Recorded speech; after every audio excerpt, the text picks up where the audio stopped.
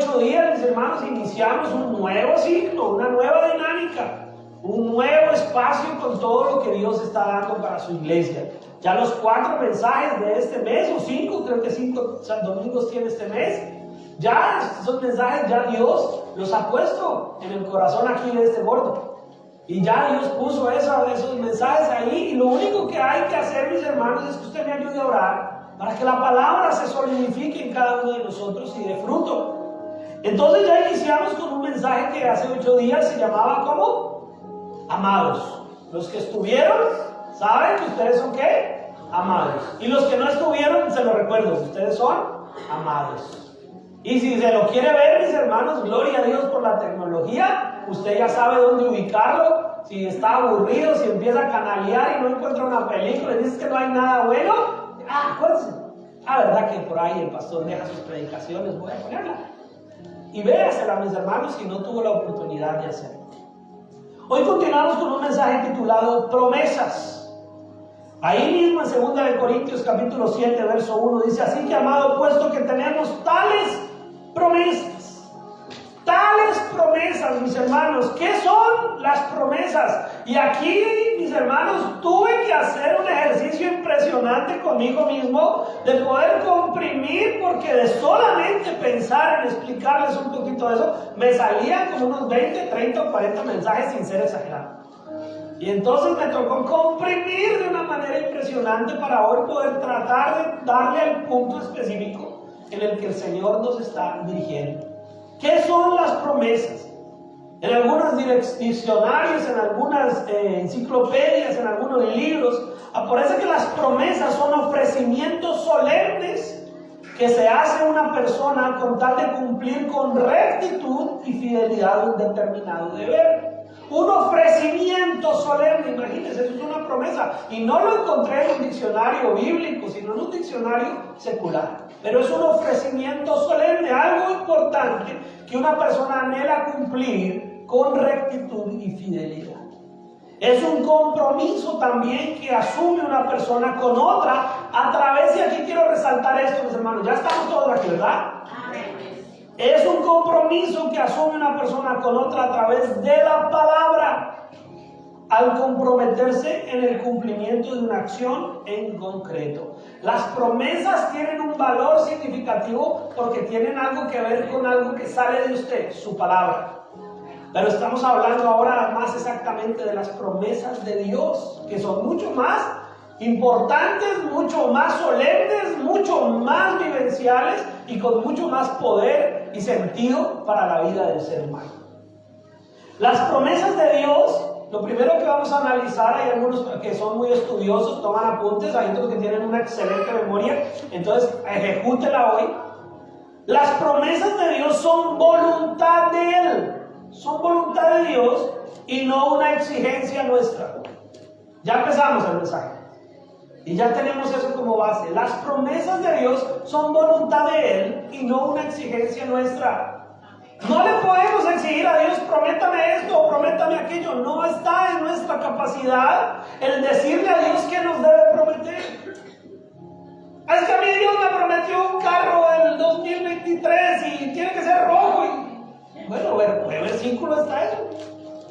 Porque no podemos exigirle a Dios unas promesas, sino que es voluntad de Dios las promesas que se nos han sido dadas. Si lo quiere buscar, si no, no hay problema, muchos se lo saben. Todavía no estoy en el eje central del mensaje.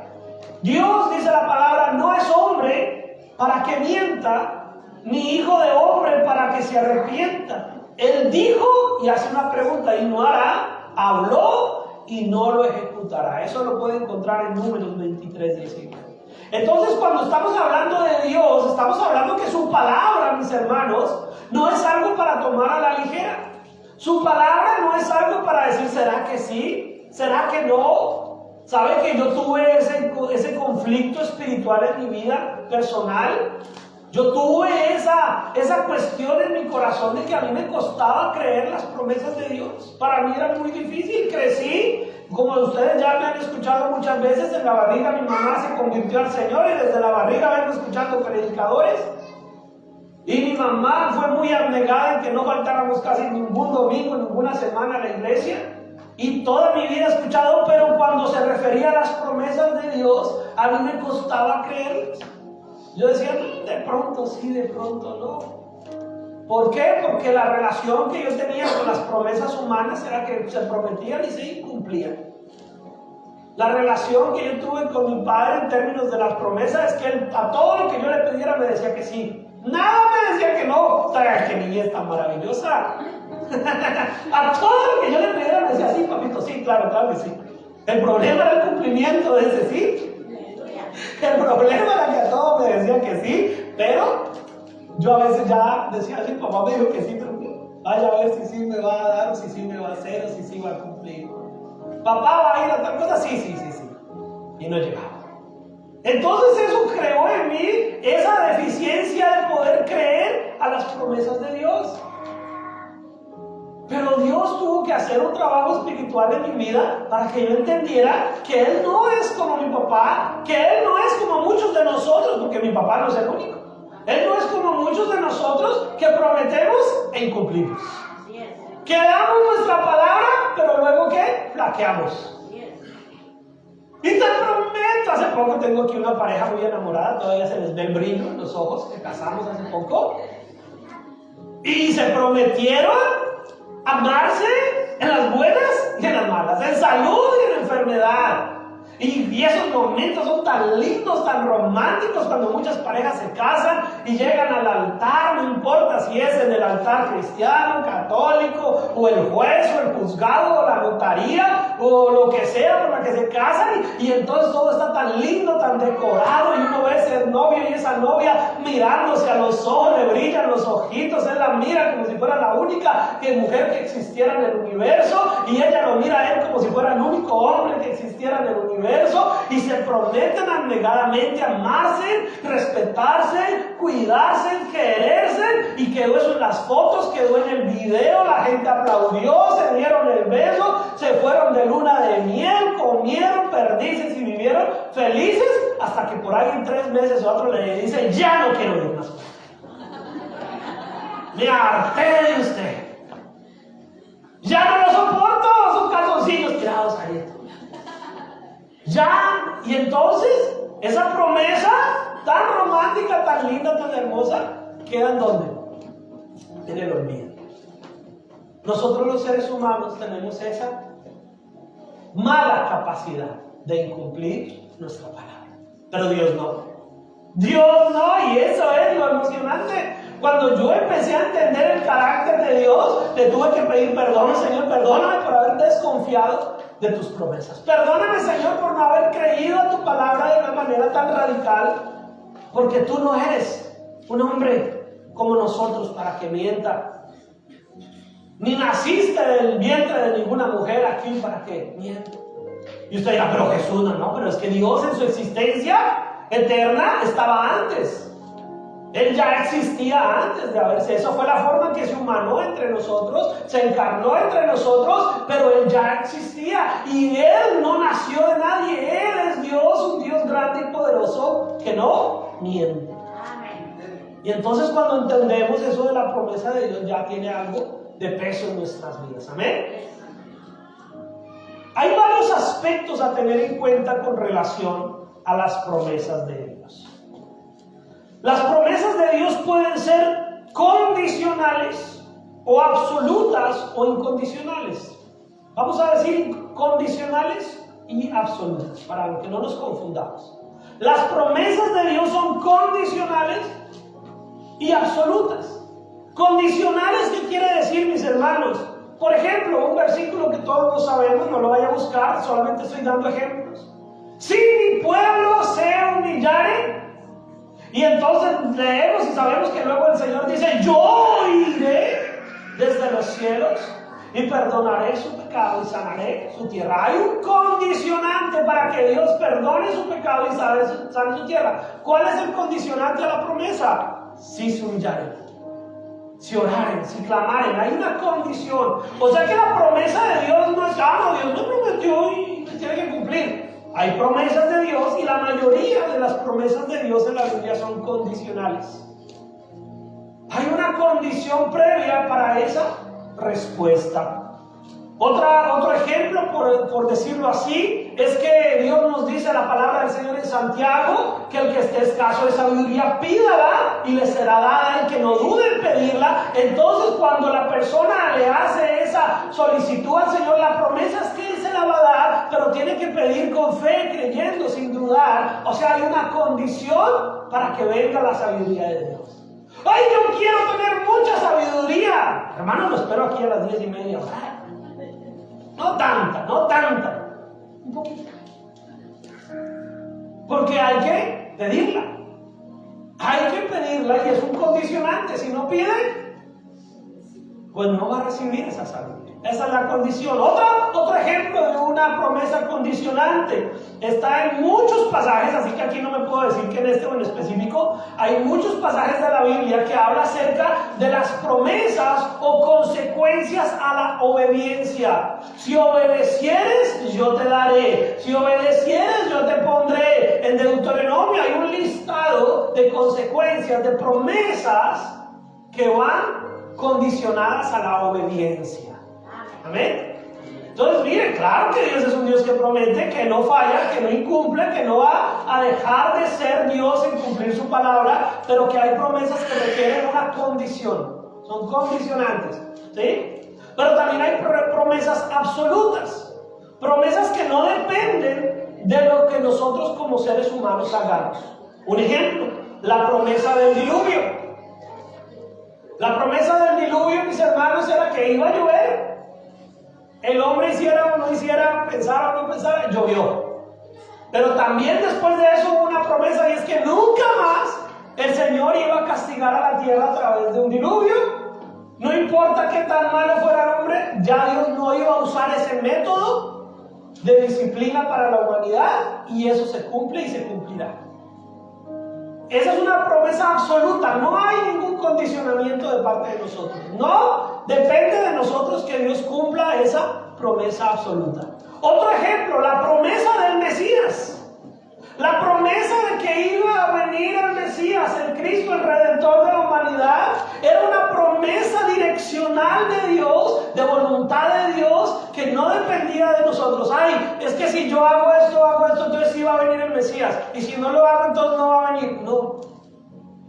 Él prometió que iba a venir y vino. ¿Sí? Y ahí podemos sumar muchas que tienen que ver directamente con el Señor Jesucristo. La promesa de que iba a morir en la cruz. La promesa de que iba a resucitar. Era absoluta, no dependía de nosotros. La promesa de su resurrección. La promesa de nuestra resurrección, mis hermanos, también es un absoluto. La promesa de su segunda venida es un absoluto de Dios. Amén. ¿Sí estamos entendiendo? Hay promesas condicionales, pero hay promesas absolutas o incondicionales de Dios. Pero no es la única forma de mirar las promesas. Hay promesas específicas y promesas generales. Y aquí es donde nos ponemos un poquito más interesante el asunto. Porque aquí es donde más se cometen errores a veces en el uso o en la interpretación o en el manejo de la palabra. A veces inocentes, pero otras veces malintencionadas. Por ejemplo, las específicas son promesas a un específico tiempo o a una persona o a un grupo de personas en específico en el momento. Por ejemplo, la promesa a Sara de que iba a tener un hijo ya pasado los 90 años. Esa promesa era para Sara. Ay, es que yo también me llamo Sara, pero no es para usted, es la Sara de Abraham. La promesa de que iba a tener un hijo Sara era para ella después de 90 años de anciana, ya era una mujer entrada en años, era una mujer que había sido estéril, era una mujer que ella misma se rió de la promesa, ella misma dijo, ¿qué voy a yo? No, pero era una promesa específica para ella. Entonces una mujer de 90 años hoy en día dice, ay no, pues si a Sara Dios le dio un hijo, yo también, y yo me tomo y agarro esa promesa. No, por más de que salte la brinque y la agarre, esa promesa específica era para Sara. ¿Sí? No es para nosotros. Ahora, que hay un principio y una verdad espiritual detrás de esa promesa de que Dios es poderoso, eso es diferente. Hay una promesa específica para Sara, pero detrás de eso hay una característica de Dios, y es que Él todo lo puede. Porque Él mismo dice, ¿habrá algo imposible para Dios? Eso es diferente a que yo crea que porque Dios le prometió esa Sara, entonces aplica para todas las mujeres. Entonces todas las mayores de 90 años dicen que van a quedar embarazadas. Y no es así. Otra promesa específica, por ejemplo, las promesas del reinado de Salomón en su descendencia, son específicas para la descendencia de Salomón. Es que Dios prometió que le iba a faltar rey y mis hijos también van a ser reyes. No. Eso era para la descendencia de Salomón y se sigue cumpliendo, pero ya no aplica para nosotros. No podemos agarrar eso para decir eso es mío, eso yo me lo agarro, me lo apropio. Eso no es el manejo espiritual que debemos dar a las promesas de Dios. Yo sé que es difícil porque muchos de nosotros, yo también, venimos a veces de un contexto, de una forma de manejar así las promesas de Dios. Y esta es más interesante la que voy a mencionar, esta es más usada y también es una promesa específica. Y es la promesa de Israel cuando cruzó el Jordán, cuando derribó las murallas de Jericó, que todo lo que pisara la planta de vuestros pies iba a ser de ellos. Y esa era una promesa específica para el pueblo de Israel, pero que se usa hoy para decir que todo lo que yo pisara entonces será mío. No, esa promesa estaba específica para el pueblo de Israel en un marco geográfico, en un contexto específico de donde ellos se atrevieran a ir, conquistar, pelear. Dios les iba a dar la respuesta y la promesa de que ese territorio era para ellos. Pero entonces si escogemos esa promesa y decimos, no, el Señor dice que todo lo que pisara la planta de mis pies es mío, entonces imagínese un pisotón por ahí a un vecino, que por ahí lo pisó sin culpa y entonces ya el vecino es suyo. No. Tú vas a pisar a la vecina, no haga eso. Se puede meter en problemas. ¿Sí? Yo tuve un líder, un pastor, que él creía de esta manera, y pues uno inocente, yo era un adolescente, y él decía que nos fuéramos a pisar carros y que los pisáramos para que si queríamos un carro, que pisáramos el carro y que era nuestro. Que por fe. Y esto está mal manejado porque no es una promesa generalizada. Era una promesa específica para el pueblo de Israel en un marco, había unos límites. Cuando se lee en el contexto, usted encuentra que hay unos límites hacia el norte, hasta dónde, hacia el este, hasta dónde, hacia el oeste, hasta dónde, hacia el sur, hasta dónde, y todo lo que pisara en ese límite geográfico. ¿Qué quiere decir? ¿Qué era lo que Dios les estaba diciendo? Párese, despiértese y vaya y pelee y guerriera, y cuando ya lo pise allá y ya esté peleando contra los que estén allá, yo les voy a dar la victoria y será de ustedes. Lo que les estaba impulsando a que se despertaran, se movieran, no se quedaran ahí. Entonces, cuando nosotros no sabemos que hay promesas específicas de Dios, utilizamos la Biblia a nuestra conveniencia y no es la forma de utilizar las promesas de Dios. Pero también hay promesas generales, y esas promesas son a cualquier tiempo o a cualquier persona o grupo de personas. Por ejemplo, la promesa del reposo para cualquiera que se acerca a Él. Dice el Señor, venid a mí todos los que estén, ¿qué? Trabajados y cargados, y yo los haré descansar. Hay una promesa que está tanto en el tiempo en el que el Señor la dijo, pero aplica para hoy a nosotros, y cualquiera que se acerca al Señor Jesucristo y que deposita su fe en Él, entrega sus cargas, Él ha prometido darle, ¿qué? Reposo, descanso, bendición. Es una promesa general, pero obviamente tiene unas características, y eso es lo que lo voy a explicar ahorita. También está la promesa de estar con nosotros hasta el fin del mundo. Es una promesa general de Dios. Y es una promesa, la promesa del Espíritu Santo. Ahora, aquí hay que entender, mis hermanos, que pueden haber un cruce de promesas. Pueden haber promesas condicionales y específicas. Pueden haber promesas condicionales y generales. Pueden haber promesas absolutas, específicas, y pueden haber promesas absolutas y generales. Esto es bien interesante, y por eso le dice que hice un esfuerzo aquí para resumirle todo esto. Esto tiene mucha tela de qué cortar y hay mucho más que ampliar, pero yo quiero que vayamos más adelante. Voy a leerles, mis hermanos, y todos ustedes, y allí me colaboran en la pantalla. Leímos al principio el libro de Gálatas. Libro de Gálatas, ¿verdad? Vamos a leer nuevamente el capítulo 3, pero ya solamente unos versículos. Y yo se los voy a leer en la Nueva Traducción Viviente. Ya lo leímos en la Reina Valera del 60. Yo solo quiero leer la Nueva Traducción Viviente para que nos ayude a entender mucho mejor esto de las promesas. Gálatas capítulo 3, versos 15 al 29, desde el versículo 15. Y dice así: amados hermanos, el siguiente es un ejemplo de la vida diaria. Así como nadie puede anular ni modificar un acuerdo irrevocable, tampoco en este caso. Dios ha dado las promesas a Abraham y a su hijo. Y noten que la Escritura no dice a sus hijos, como si significaran muchos descendientes, más bien dice a su hijo, y esto sin duda se refiere a Cristo. Entonces aquí vemos una promesa específica y absoluta de Dios, donde Dios está dando una promesa a Abraham de que en él serían benditas todas las naciones de la tierra, pero en su simiente, refiriéndose al hijo, y se refería a la descendencia que iba a llegar hasta Cristo Jesús. Versículo 17, lo que trato de decir es lo siguiente: el acuerdo que Dios hizo con Abraham no podía anularse 430 años más tarde, cuando Dios le dio la ley a Moisés, porque Dios estaría rompiendo su promesa. Pues si fuera posible recibir la herencia por cumplir la ley, entonces esa herencia ya no sería el resultado de aceptar la promesa de Dios. Pero Dios, por su gracia, se la concedió a Abraham, ¿mediante qué? Una promesa. Entonces, aquí pregunta Pablo a la iglesia allá en Galacia, en los Gálatas: ¿para qué se entregó la ley? ¿Fue añadida a la promesa para mostrarle a la gente que sus pecados? Pero la intención era que la ley durara solo hasta la llegada del Hijo prometido, o sea, Cristo. Por medio de ángeles, Dios entregó su ley a Moisés, quien hizo de mediador entre Dios y el pueblo. Ahora bien, un mediador es de ayuda si dos o más partes tienen que llegar a un acuerdo. Pero Dios, quien es uno solo, no usó ningún mediador cuando le dio la promesa a Abraham. ¿Hay algún conflicto entonces entre la ley de Dios y las promesas de Dios?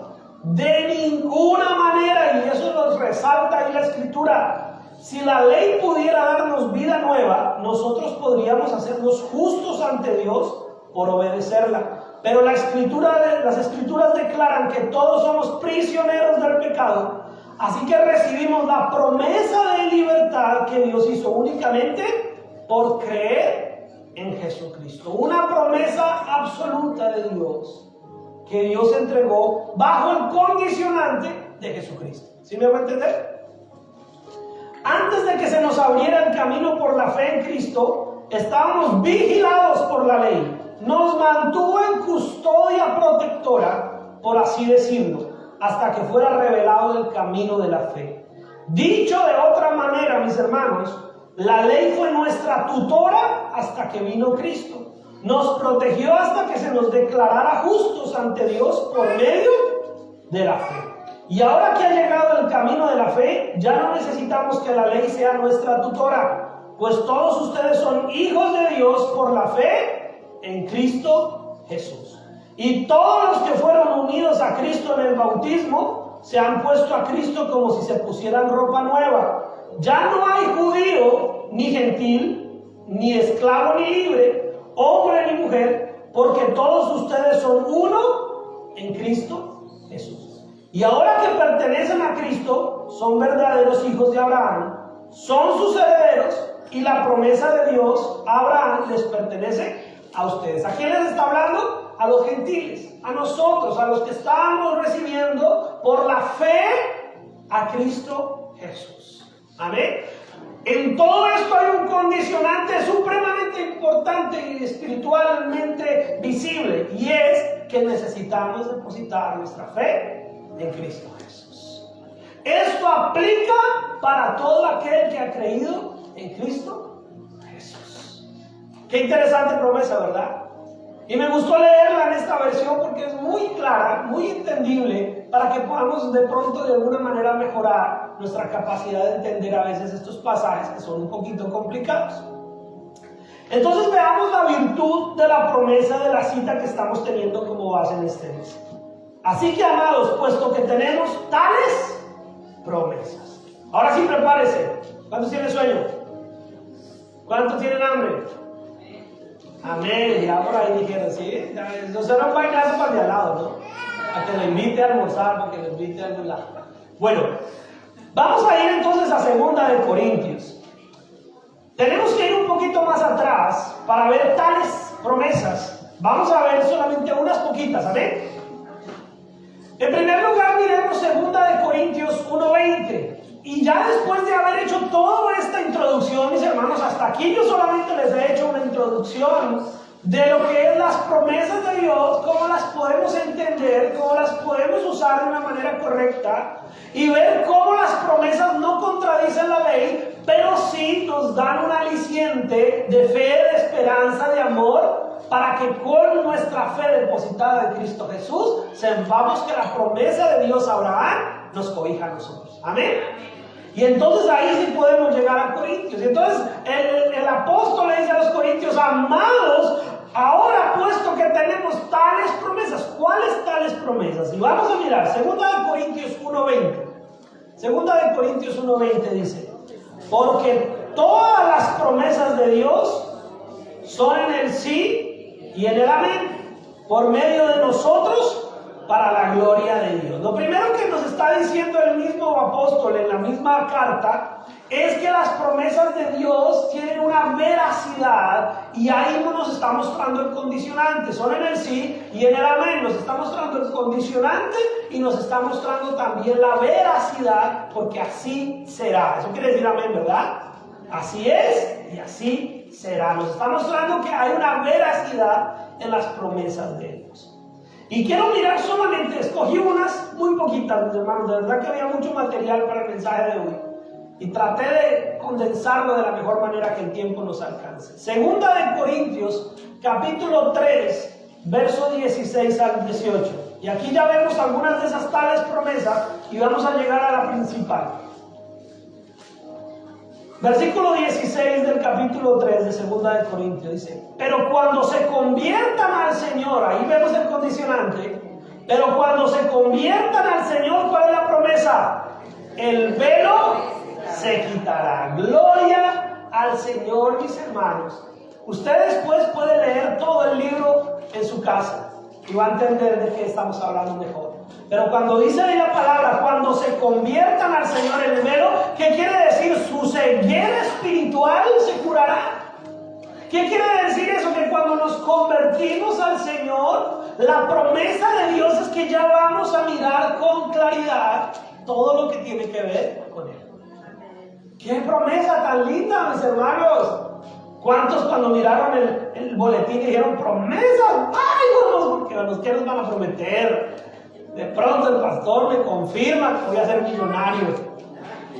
De pronto el pastor me confirma que ahora sí ese negocio se me va a dar. De pronto el pastor me confirma que esta es con la que me voy a casar. Que este es con el que me voy a casar. No, la promesa es que si nos convertimos al Señor, nuestra ceguera espiritual, el velo que nos mantenía alejados de las promesas, de las verdades, de las realidades espirituales que envuelven a Cristo, se nos quitaría. ¡Qué promesa tan linda, mis hermanos! ¡Qué promesa tan maravillosa! Esa promesa ya tiene un valor trascendental en nuestra vida. Póngase a pensar usted que agarráramos a una persona que realmente es invidente, que carece de su capacidad de visión, y le dijésemos: mire, si usted se toma esta pastilla, se le quitará esa ceguera. Pues esa persona dice: ¿para cuándo es tarde? Présteme a ver esa pastilla. Y aquí el Señor nos está diciendo: si te convirtieres al Señor, si verdaderamente cuando nos convertamos a Él, nuestra ceguera espiritual se quitará. Es una gran promesa, mis hermanos, porque el Señor es el Espíritu. Y aquí está otra promesa. Dice: y donde está el Espíritu del Señor, allí que hay. ¿Cuál es el condicionante? Que tiene que estar el Espíritu del Señor. O sea que aquí usted vaya empezando a unir cosita por cosita, va armando aquí usted su línea de aprendizaje el día de hoy. Y usted se da cuenta que convertirnos al Señor Jesucristo es una fe, una gracia que viene de parte de Dios, que nos quita a nosotros la ceguera y que nos trae la promesa del Espíritu Santo. Y esa promesa nos da la seguridad de que hay una verdadera ¿qué? Libertad. Somos verdaderamente ¿qué? Libres. Por tanto, nosotros todos, mirando a cara descubierta como en el espejo a la gloria del Señor, otra promesa, somos transformados de gloria en gloria en la misma imagen como por el Espíritu del Señor.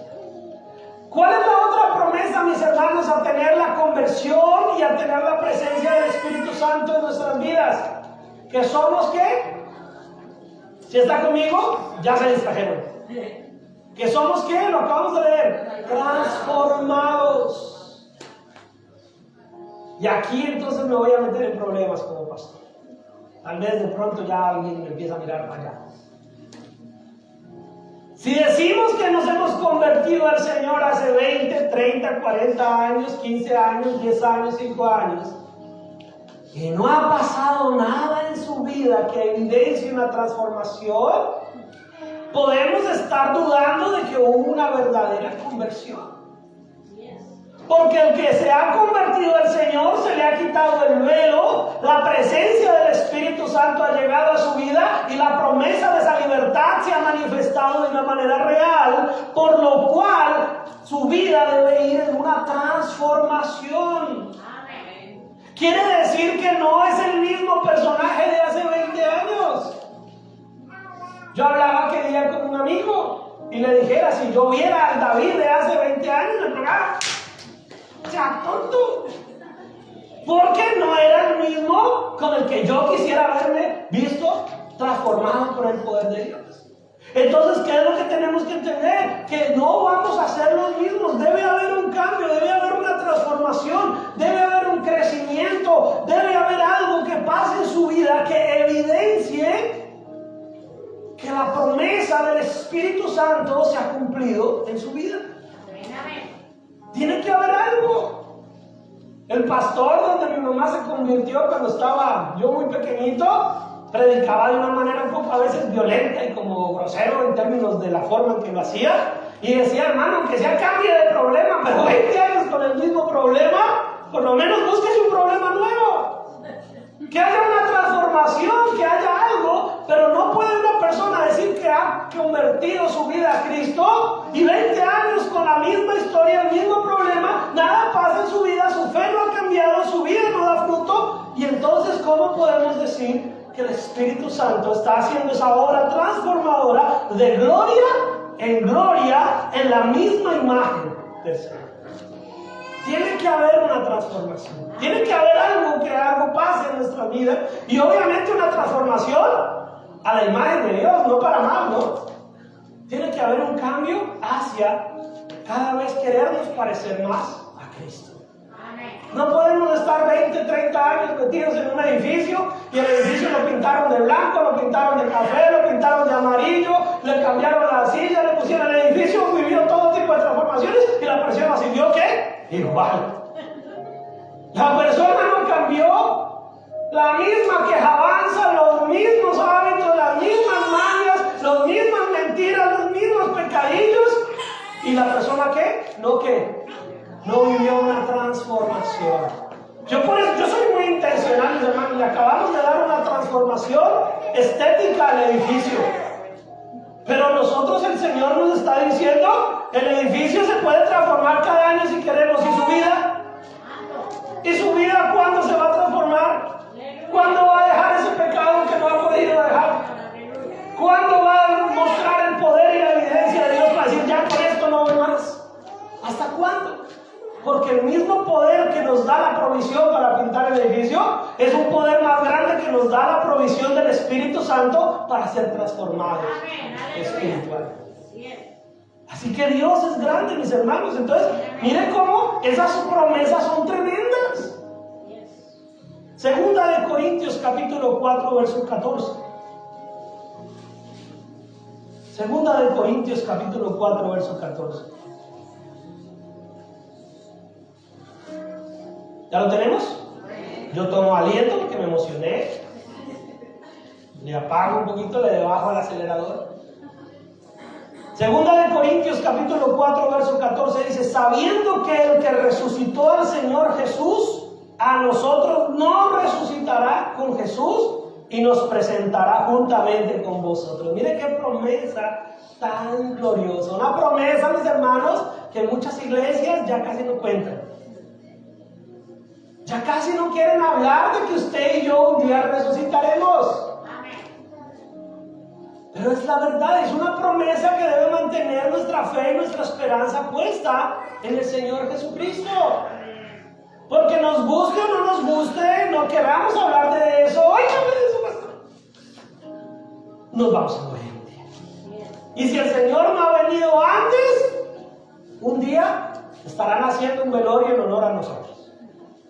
Un día nos estarán llorando. Ay, tan bueno que era. Ay, entonces no hay muerto malo, ¿no? Y un día entonces, pero la promesa es que si tú has tenido esa revelación de Cristo a tu vida, el velo se te quitó, tu vida entró en una transformación a la imagen de Cristo y se murió de lo que haya sido, mis hermanos, porque los cristianos nos podemos morir también de cualquier cosa, hermanos. Es que ay, los cristianos no pueden morir en un accidente de tránsito.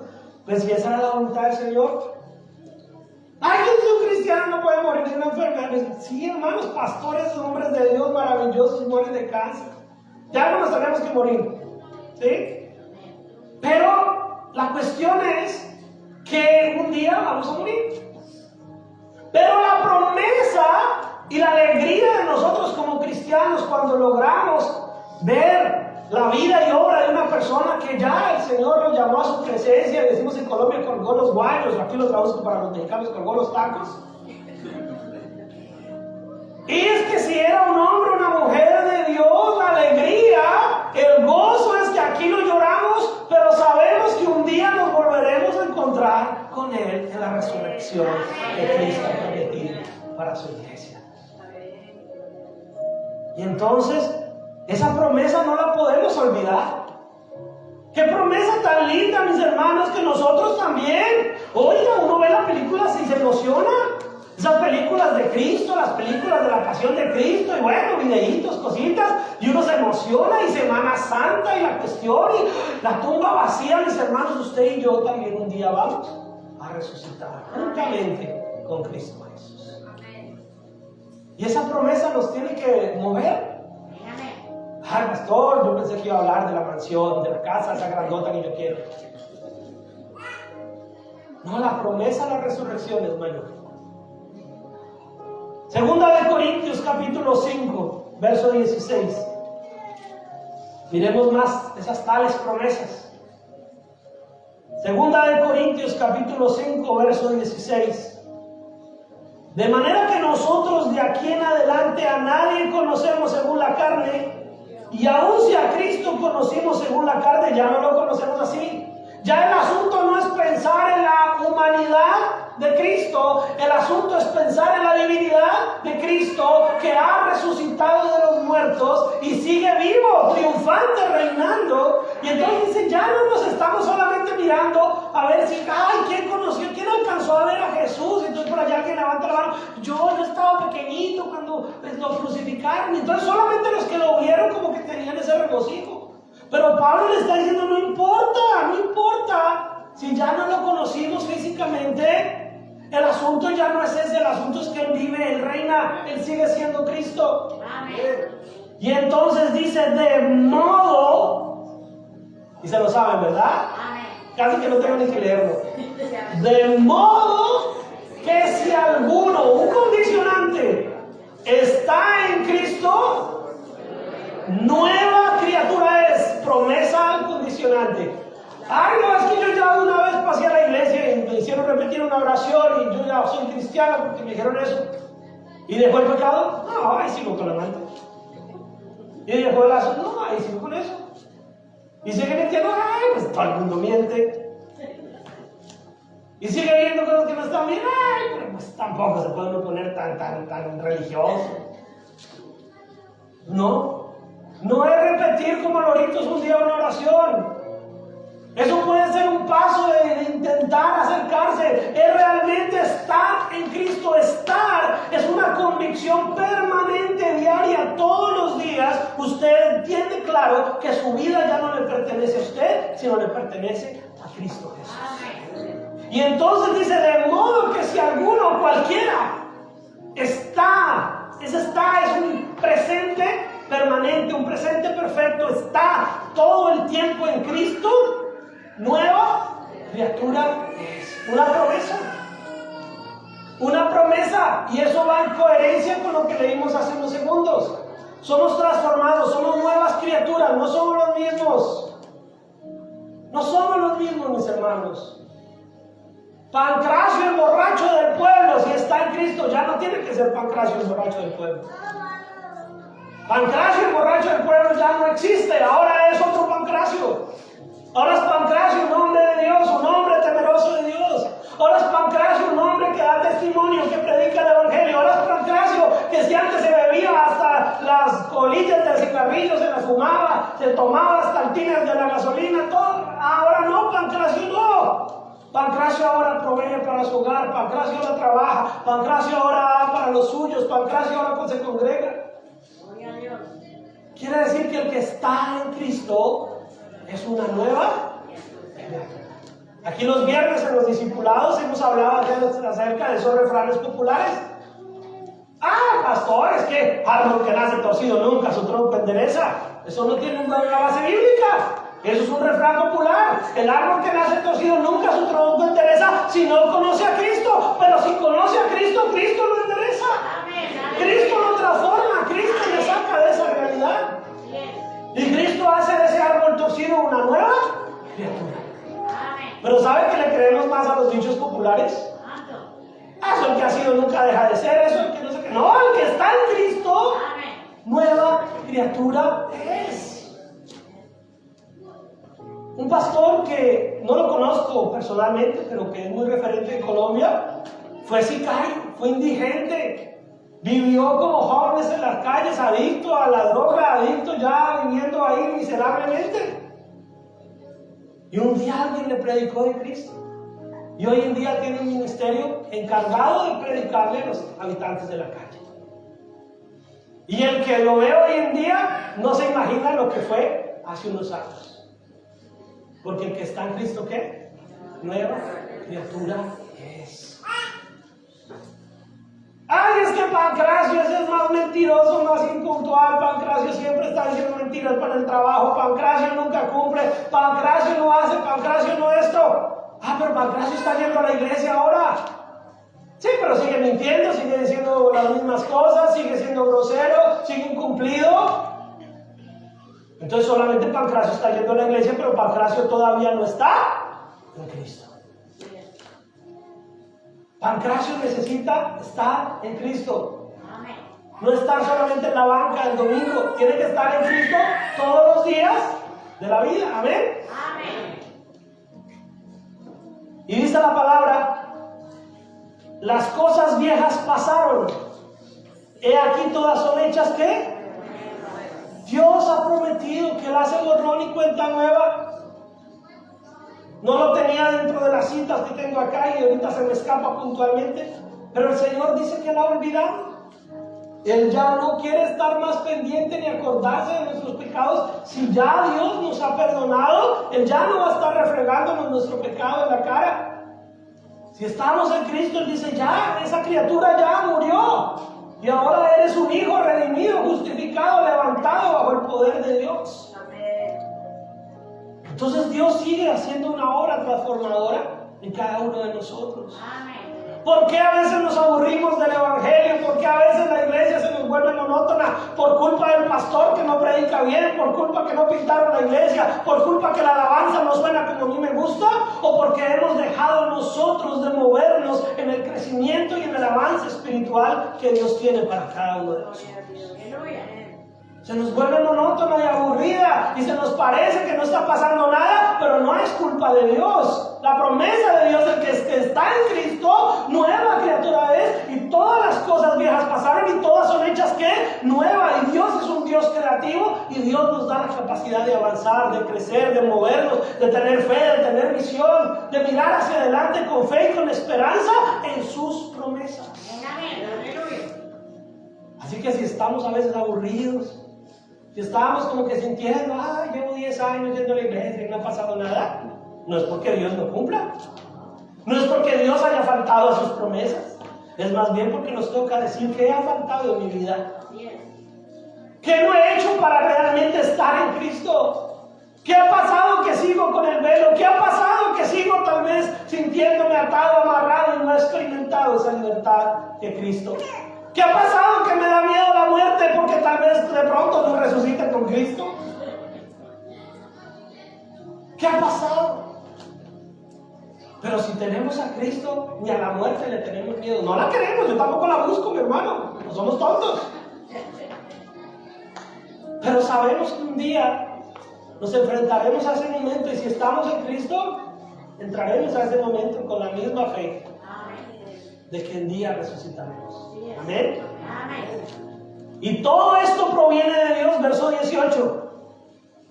Ese sí no se lo saben, ese sí se los va a leer. Y todo esto proviene de Dios, quien nos reconcilió consigo mismo por Cristo y nos dio ¿qué? El ministerio de la reconciliación.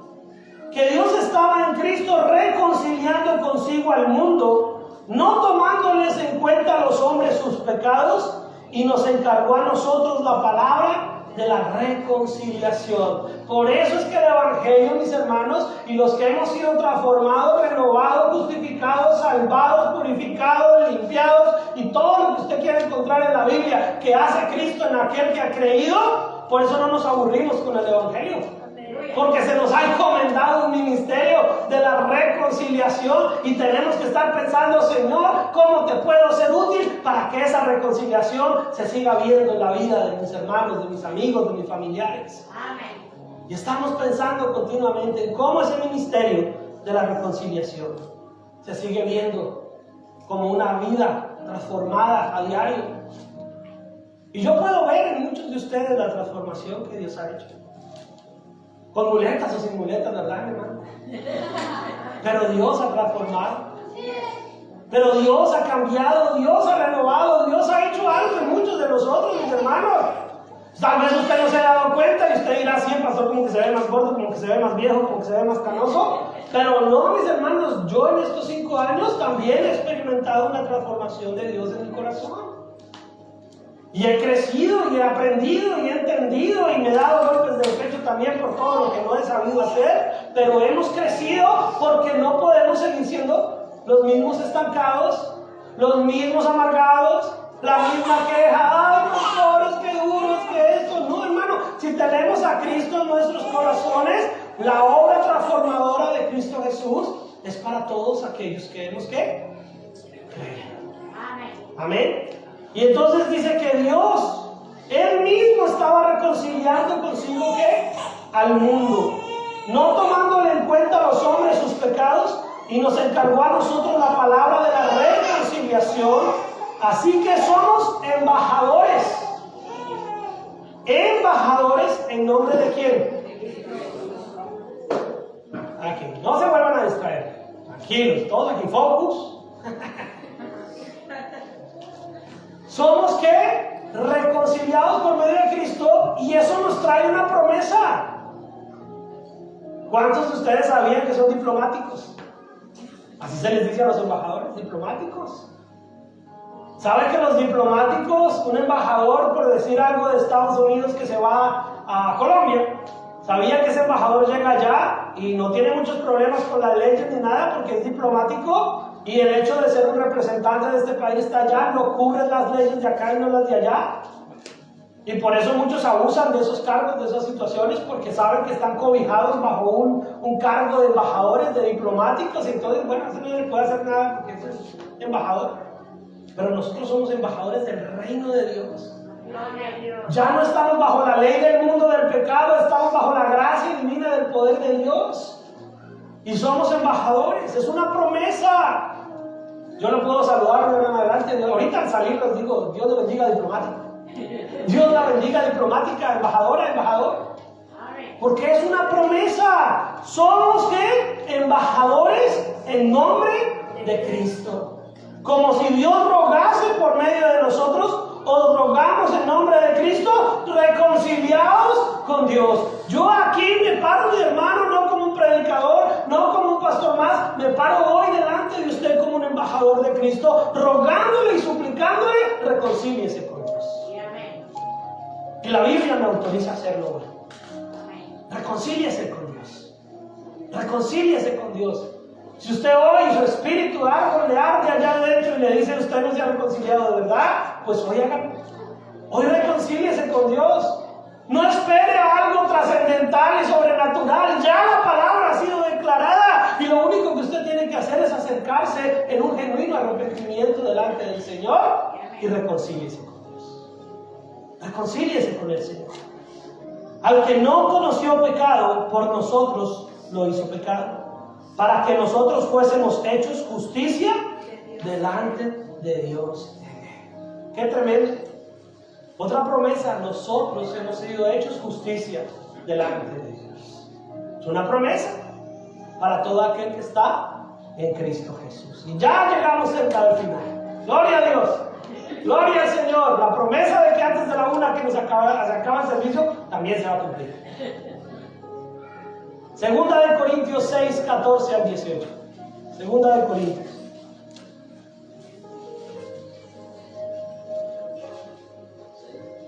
Segunda de Corintios capítulo 6, versículo 14.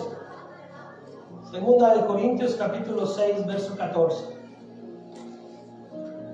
No os unáis en yugo desigual con los incrédulos, porque ¿qué compañerismo tiene la justicia con la injusticia? ¿Y qué comunión la luz con las tinieblas? ¿O qué concordia Cristo con Belial? ¿O qué parte el creyente con el incrédulo? ¿Y qué acuerdo hay entre el templo de Dios y los ídolos? Porque vosotros sois templo del Dios viviente. Hasta aquí miremos algo, mis hermanos. Este texto se usa mucho en relación a cómo orientar a las parejas jóvenes en especial, para que no se casen. Si son creyentes, si son mujeres o hombres creyentes, jóvenes creyentes, jovencitas creyentes, no se casen con una persona que no tiene esa fe, esa convicción espiritual igual que usted. Se usa mucho en ese sentido, pero yo le digo algo, está bien usado porque es necesario, pero no es el único aspecto ni en el único campo donde el Señor dice que apliquemos eso. Ahí no está diciendo no os unáis en yugo desigual con los incrédulos solo para casarse, no está ese adjetivo, esa acusación ahí. El Señor le está hablando a su iglesia, a su pueblo, no se unan, no se pongan de acuerdo, no se pongan en el mismo yugo. No se vaya en comunión con los incrédulos, no se vaya en comunión con aquellos que no tienen parte en su fe, no se vaya a hacer negocios de una manera desordenada. Yo no estoy diciendo que no podamos hacer negocios con la gente que no es creyente, pero no se unan en el mismo yugo, no se vaya, es que si yo no cierro el negocio con el compadre y me tomo unos buenos tequilas, entonces se cae el negocio. Pues que se caiga, hermano. Pero usted tiene un negocio más importante, un pacto de vida, una promesa de Dios. Entonces no se una en yugo desigual. En otras palabras, no venda sus principios espirituales. No negocie su fe. No se una en un yugo desigual. No estamos diciendo que no vamos a tener contacto con el mundo. Yo no estoy predicando eso. Estamos diciendo no nos unamos en el mismo sentir del incrédulo, de aquel que va en contra de Dios, de aquel que no tiene a Cristo. Al contrario, nosotros vamos a predicarle, a unirle. Al contrario, si el negocio se le va a caer por no tomarse esas cervezas, esos tequilas, pues que se caiga el negocio, pero dé testimonio de Dios. Y tal vez usted no sabe si se cae el negocio, pero se gana esa alma. ¿Y qué vale más, el negocio o el alma de esa persona a la que usted le da testimonio? Entonces, eso nos está diciendo, ustedes ahora tienen una diferencia, ustedes han sido transformados, son nuevas criaturas, su velo se cayó, ustedes están en una imagen, en un crecimiento, en una reconciliación con Dios, ustedes son embajadores del reino de Dios. No se pongan al mismo nivel, en el mismo yugo de aquellos que no quieren creer o que no han creído. Eso no es solo para los que se van a casar, es para todos. Es para todos. Unirnos en yugo desigual no es solamente casarnos, mis hermanos. Amistades a veces se vuelven un yugo desigual. Porque yo quiero invitar a mi amigo a la iglesia, pero mi amigo me quiere llevar al rancho, a la cantina. ¿Y sabe que más duro a veces jalan ellos que jala uno? Entonces eso ya es un yugo desigual. No quiere decir que no va a poder ser amigo, pero va a tomar que tener una decisión y no yugarse, no unirse, no establecer un vínculo que lo obligue a usted a desconocer su naturaleza cambiada, transformada. Entonces la palabra del Señor es clara. Y ahí nos dice, porque ¿qué compañerismo tiene la justicia con la injusticia? ¿Qué comunión tiene la luz con las tinieblas? ¿O qué concordia tiene Cristo con Belial? ¿O qué parte el creyente con el incrédulo? No es un yugo desigual, mis hermanos. Es una decisión de vida.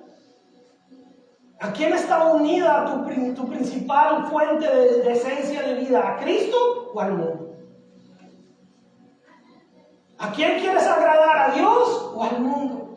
Y cuando tienes claro eso, entonces sabes que tu unidad, tu yugo está en Cristo Jesús. Y es la promesa que Él dice: llevad mi yugo. Mi yugo es más fácil. Mi yugo es más sencillo. No se complique uniéndose en yugo desigual con el mundo. Lleva el yugo de Cristo, que es mucho más fácil de llevar. Él lleva casi todo el peso. Nosotros solamente tenemos que dejarnos llevar por el Señor. ¿Y qué acuerdo hay entre el templo de Dios y los ídolos? Porque vosotros sois ¿qué? El templo del Dios viviente. No es este edificio que tiene pintado. El templo de Dios es cada uno de ustedes. El templo de Dios soy yo. El templo de Dios eres tú. Y entonces ese templo de Dios tiene una promesa. Y dice, como dijo Dios: habitaré y andaré entre ellos y seré su Dios y ellos serán mi pueblo. El que no se une en un yugo desigual con el mundo, sino que se une en un yugo con Dios, tiene la promesa y la garantía de que Dios estará entre nosotros, que Él será nuestro Dios y que seremos su pueblo. Ahí sí, somos el pueblo de Dios. Somos el pueblo de Dios. Eso no solo para cantarla de vez en cuando, es para vivirla. Amén. Por lo cual, salir del medio de ellos. Aquí es donde el cristiano tiene que tomar decisiones radicales. El que está en Cristo tiene que tomar decisiones radicales. Y muchas veces son decisiones que afectan nuestra comodidad, que afectan nuestros gustos, nuestros placeres, nuestras conveniencias. Pero el Señor está diciendo: salid en medio de ellos y apartaos, dice el Señor, y no toquéis lo inmundo. Y vuelvo y aclaro, no estoy diciendo que no nos podamos relacionar, pero tenemos que ser luz. Conviertas en ellos a ti y tú no te conviertas a ellos. Tenemos que ser luz. Y no hay mezclarnos, que no parezca que soy cristiano. Ahí nos vamos por la misma. Tranquilitos, nadie se pone a nada. Todos tranquilos. Nadie me va a decir nada porque ni saben que soy cristiano. No se trata de eso, se trata de ser luz. Pero el Señor dice: salid de en medio de ellos, apartaos en nuestra comunión, en nuestra identidad. Usted no está para estar con el mundo, usted está para estar con Cristo Jesús y con el pueblo de Dios. No toquéis lo inmundo y yo os recibiré. Mire qué promesa tan linda. Yo sé que va a ser difícil, hermano. A veces perdemos amigos, a veces perdemos oportunidades materiales, a veces perdemos situaciones porque hemos decidido no unirnos en un yugo desigual con el mundo. Claro que sí, yo sé que se pierden, mis hermanos. Cuando empecé a tomar decisiones radicales en mi vida, perdí amigos, perdí oportunidades. Pero el Señor dijo: usted no se preocupe, yo lo recibo. Usted no se preocupe, tranquilo, yo lo recibo. Imagínese, hermano, que hace 20 y pico años tomé estas decisiones, perdí amigos y hoy no tengo a ustedes, mis amigos. ¿Cuántos me repuso el Señor por todos esos amigos que yo perdí en el pasado? Hoy todos ustedes son mis amigos, ¿sí o no? No, pastor, conmigo no. con los que quieran ser mis amigos. Dios me los ha dado a ustedes en lugar de los que perdí en el pasado. Y el Señor dice, yo os recibiré y seré para vosotros por Padre, y vosotros me seréis hijos e hijas, dice el Señor Todopoderoso. ¡Qué promesa tan maravillosa! Él es nuestro Padre, y seremos sus hijos y sus hijas. Pero si usted ha ordenado esta lista pequeña que hice, y aunque usted no lo crea es pequeña, porque era más larga y si no se nos había ido más tiempo. Si usted une toda esta lista hoy rápidamente, decir que Dios es tu Padre y que tú eres un hijo de Dios, lleva una transformación radical detrás de eso. No es para decirlo simplemente y ya. Es para tener un entendimiento claro de que Dios te ha apartado, por su gracia te ha salvado, y que si Dios está en ti, tú estás en Cristo, entonces tu vida debe ser transformada. Y debe ser un testimonio de que realmente Dios es tu Padre. Que Dios es el que te ha escogido, te ha llamado, te ha levantado, te ha transformado, te ha renovado. Y entonces la palabra del Señor dice, y ellos serán mi pueblo, y yo seré su Dios, y los recibiréis, me seréis hijos e hijas. Dice, ¿quién? ¿El pastor David? No. Dice el Señor Dios Todopoderoso. Promesas, mis hermanos. La promesa de reconciliación está como una punta de lanza por encima de todas las demás promesas. Hablar de promesas hoy en día en muchos lugares es hablar solamente de cosas materiales. Pero la principal punta de lanza de las promesas es la promesa de la reconciliación con un Dios grande, todopoderoso, que nos ha dado la oportunidad de ser sus hijos.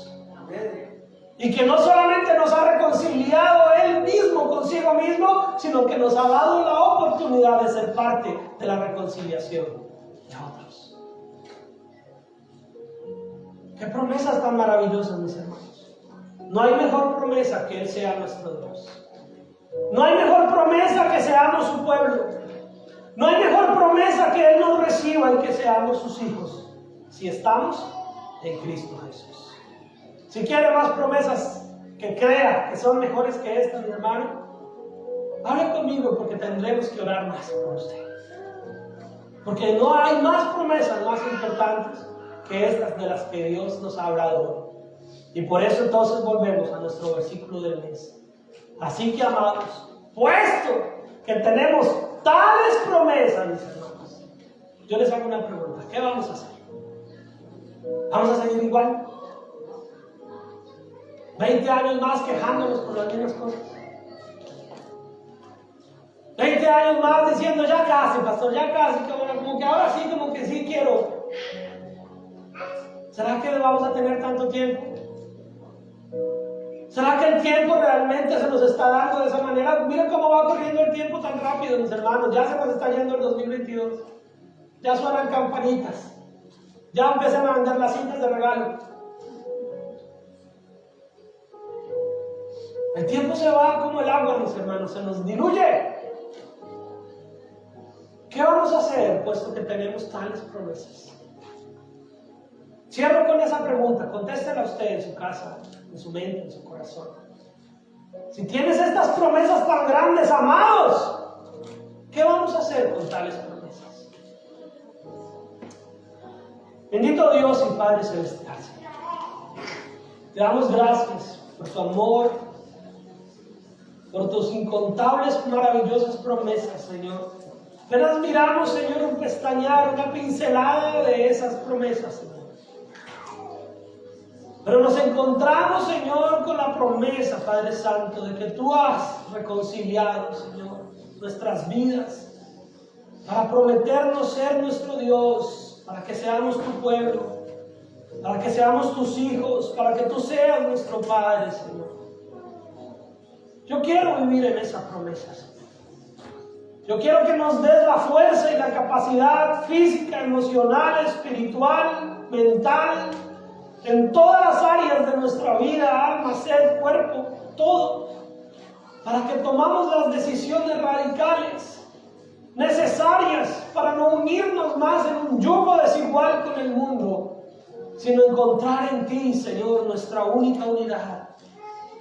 Para establecer, Señor, una reconciliación permanente, genuina y duradera contigo, Señor. Para no diluir más nuestra fe, para no luchar más en nuestras fuerzas, Señor, sino para ver tu gloria, Señor, transformadora en nuestras vidas, cambiante, que nos reta, que nos anima, que nos levanta. Para que no busquemos solamente, Señor, las añadiduras, sino para que verdaderamente tu reino se establezca entre nosotros, Señor, como una promesa de que somos embajadores de ese reino, de que somos tu pueblo, de que somos tus hijos, Señor. Y que el que ha prometido es fiel, que tú no vas a fallar tu promesa, que tú no vas a incumplir tu mandato, tu promesa, Señor. Ayúdanos, Jesús. Habla a lo profundo de nuestro corazón, renueva nuestra mente, transfórmanos, Señor. Quita la dureza de nuestro corazón. Quita los argumentos, Señor, humanistas, tradicionalistas, religiosos. Quita todo lo que estorbe, Señor, en nuestra mente y en nuestro corazón, para que podamos verdaderamente estar en ti, Señor Jesucristo. Ayúdanos, bendito Dios, para que nosotros como templo vivo del Dios viviente, del Dios grande y poderoso, seamos testimonio de tu gloria, de tu poder, de tu transformación en nuestras vidas, para que el mundo vea y crea, Señor, para que como embajadores, como ministros de ese ministerio de reconciliación, Señor, seamos evidencia clara, Señor, de lo que tú has hecho en la vida de cada uno de nosotros. Gracias, bendito Jesús. Gracias, Padre Celestial. Te damos gracias, amado Dios. Y a todos nuestros hermanos que nos ven en la transmisión, vivan su pasión por Jesús.